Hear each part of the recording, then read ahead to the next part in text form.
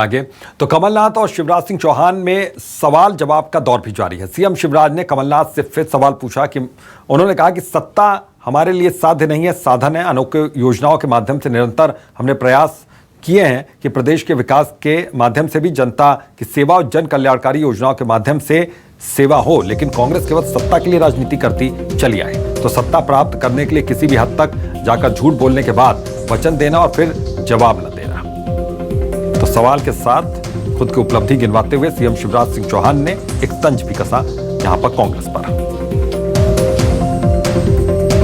आज मैं वचन पत्र में जो कमलनाथ जी ने कहा था, कांग्रेस ने कहा था कि सहायक कृषि आधारित उद्योग जैसे पशुपालन, डेयरी विकास, कुक्कुट पालन, मत्स्य पालन, उद्यानिकी के लाभ के लिए किसानों को प्रोत्साहन देने और रियायती ब्याज दर पर बैंक से 5 वर्ष का ऋण उपलब्ध कराने का वचन दिया था।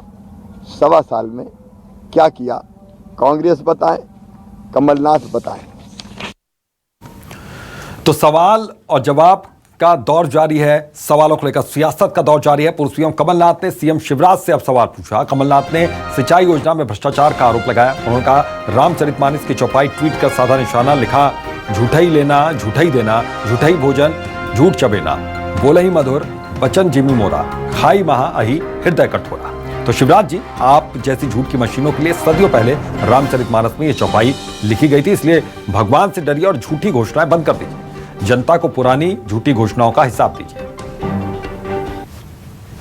तो ये ट्वीट किया बकायदा उन्होंने इसे, ये देखिए, झूठे ही लेना, झूठे ही देना, झूठे ही भोजन, झूठा चबेना, बोले ही मधुर, बचन जिमी मोरा, खाई महा अही हृदय कठोरा। तो शिवराज जी, आप जैसी झूठ की मशीनों के लिए सदियों पहले रामचरित में यह चौपाई लिखी गई थी, इसलिए भगवान से डरिए और झूठी घोषणाएं बंद कर दीजिए।